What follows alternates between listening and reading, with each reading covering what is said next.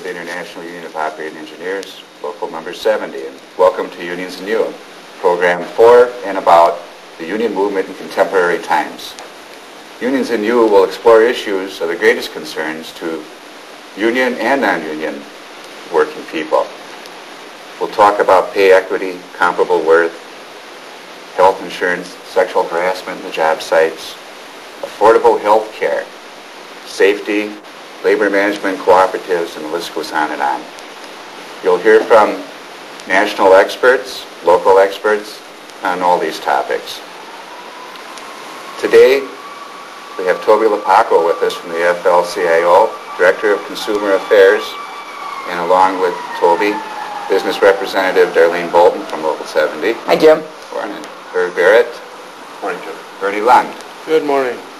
Do I get to say good morning? Good morning to you.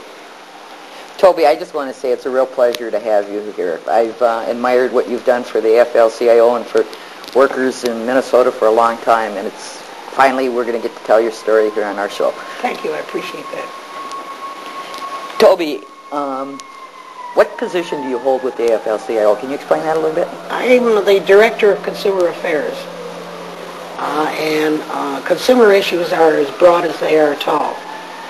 We have people on staff who are assigned to certain responsibilities, and any responsibility that doesn't fall under their specific title comes to consumer affairs. So actually what you do doesn't just benefit union workers. Oh, absolutely not.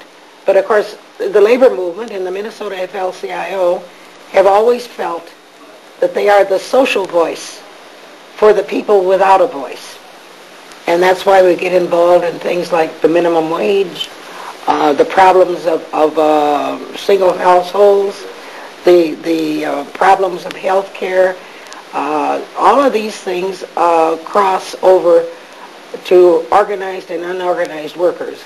And many of the issues that we do get involved in are primarily for the unorganized workers. The reason the labor movement feels this way is that when you bring up the floor, you raise the ceiling. So while we're doing this for the unorganized, we are indirectly helping the organized. Yeah, it's like one of the things that probably hasn't been dealt with legislation is the thing that there's no law that says an employer has to give a coffee break, yet most employers do that. And that's a result of union contracts. Now what you're talking about is getting directly involved in legislation and trying to change legislation in most cases. That's right.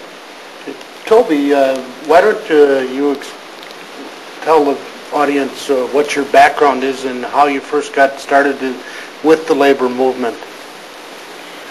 I told a newspaper reporter once who was doing a profile on me that I had been in the labor movement all my life, that I had been in labor all my life, but I only had 2 sons to show for it. I originally began back in the Depression days when my husband was in the building trades, and in those years the building trades only worked during the summer months. They couldn't work during the winter months. And you were faced with the prospect of paying for the coal all summer that you had burned the winter before. And I went to work in the packing house. And about that time is when they began organizing the packing house workers. And I ended up on the national staff of the Packing House Workers Organizing Committee. And from then on, I have been a member of organized labor. I've held all kinds of positions: a steward, president, recording secretary, of councils, whatever. And I've been committed to the goals and the policies and the programs of organized labor. Tobey, the Consumer Affairs, Director of Consumer Affairs, it sounds like a general but very broad title. What are some of the things that you're involved in? You mean at the present time? At the present time. At the present time, of course, the biggest issue that faces us is to bring affordable health care to the citizens of the state of Minnesota. Health care that is affordable, that is easily accessible, and is of quality. We have 400,000 people in the state of Minnesota that are not covered with any kind of insurance. We have others that are underinsured. And in America, outside of South Africa, we are the only country in the world that doesn't have national health insurance. Toby, when you're talking about people who don't have insurance, are you talking about people then who aren't working? Or are there working people who have no insurance coverage? There are many working poor who get the minimum wage, where the employer does not provide, as they do with organized labor, where we have negotiated health plans. They have no health coverage. They can't afford to buy health coverage on an individual basis. You have lots of small employers who don't have and cannot afford a health plan for their employees. You have the farmers who don't have health insurance, and then you have the unemployed that don't have health insurance. Toby, just how do these people pay their bills when they get sick and have to go to the hospital? Well, that's where I think we're dealing with a false economy, because many of them then have in a hospital. They have had no well care ahead of time. We have to pick up, the state has to pick up the tab in the hospital. Many of them, AFDC mothers or others who are on the welfare program, have full coverage for health insurance. So if they're in the welfare system, they do get coverage.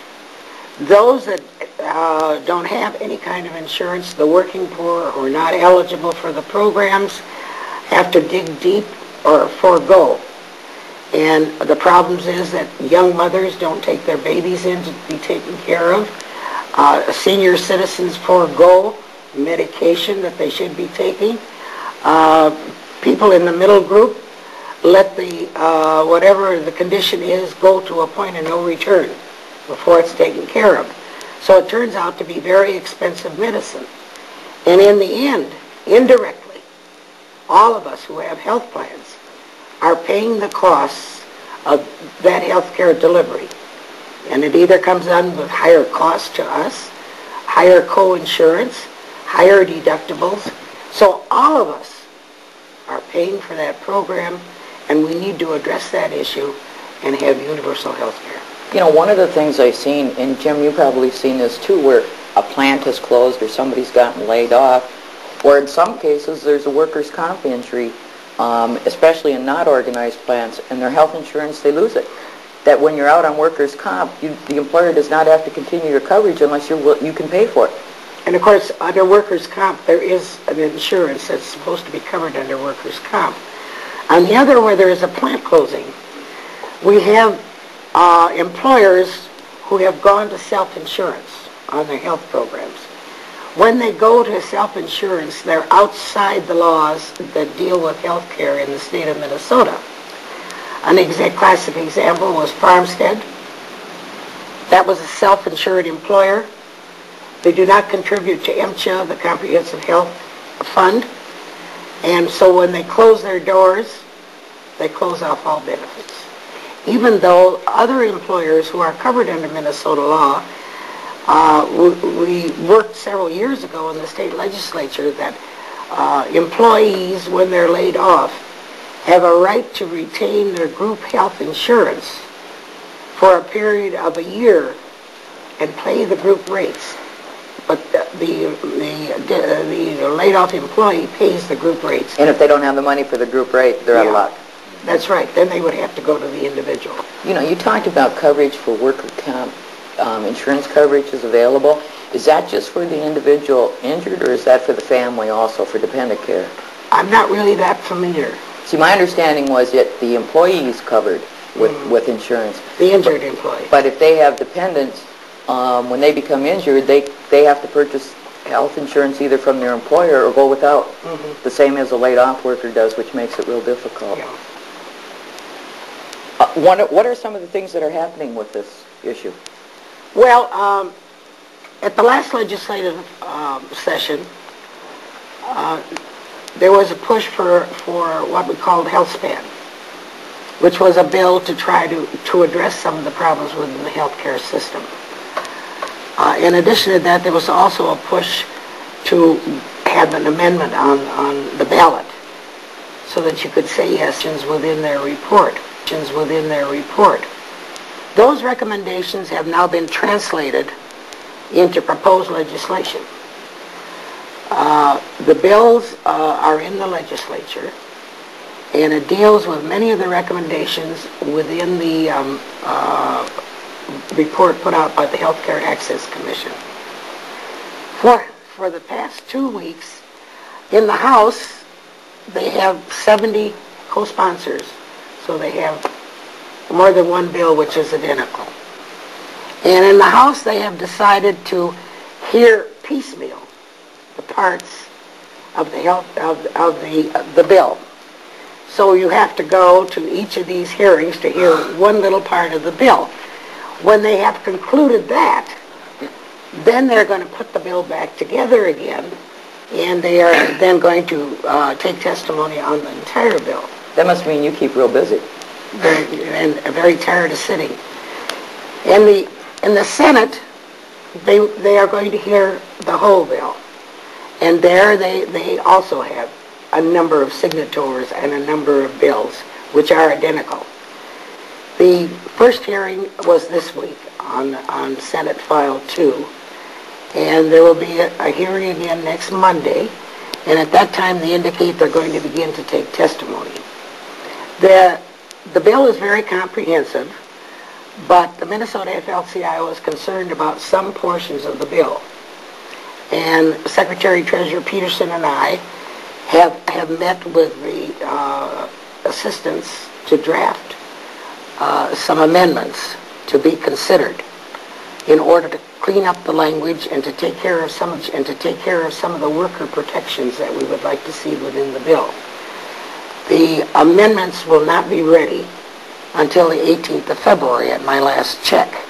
So we still don't know whether we're getting an amended bill that will satisfy the concerns of the labor movement. Additionally, they do have a benefit program within the proposed legislation. And, you know, when they talk about health care, they talk about the Chevrolet plan and the Cadillac plan. Well, I think this goes a little below the Chevrolet plan. Is it above the horse and buggy plan?